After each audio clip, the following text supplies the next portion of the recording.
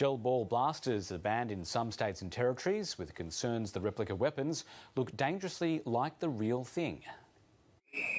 Go! It's the Battle of Brisbane, and teams from the Gold Coast are attempting a takeover.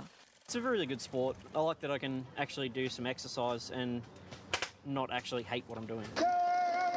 Gel ball's popularity has soared in recent months, with thousands of people joining an ever-expanding number of closed Facebook groups. It gets you active and outside, and it's just really fun. For many, part of the thrill is the cosplay element, and that means realistic-looking battle gear and guns. Daniel Hennessy sells gel blasters from his shop in Brisbane. Basically how they work is they use compressed ambient air to push a soft projectile. They're biodegradable, they basically explode on impact. Do they hurt? They can have a little bit of a tiny sting. It's the appearance of some blasters that's drawn the attention of authorities, none of whom would talk to the ABC on camera. But Australian Border Force has seized several shipments.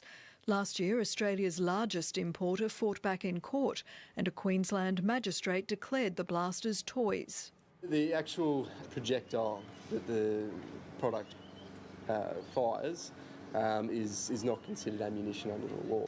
Now they're classified as imitation weapons, and a permit is required to import them. I just think it's problematic having weapons like this, or, these kind of replica-looking weapons out in the public. If you get caught out in public with something that looks threatening like this, then, there's laws in place that catch you there for that. Laws vary between states and territories. The blasters are legal in Queensland and South Australia, but elsewhere they're either banned or fall into a grey area. Criminologist Terry Goldsworthy says there'd be less concern if they looked more like a toy. They're camouflage, such as weapons the armed forces use, so I really think there's a lack of distinction between these type of replica weapons and the real thing. New South Wales businessman Brad Towner is at the centre of a test case.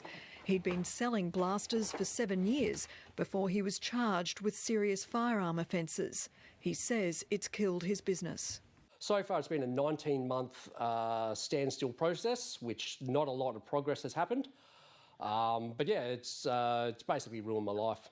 The game in New South Wales has gone underground, with events held in secret locations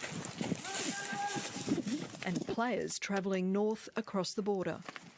Enthusiasm for the game is high in Queensland. When organisers started this event a year ago, 24 people took part. Today, there's 150. And business is booming.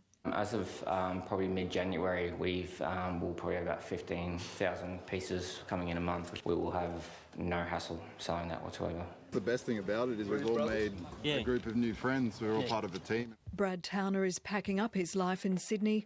He plans to join the Queensland contingent by Christmas. Daya Clark, ABC News.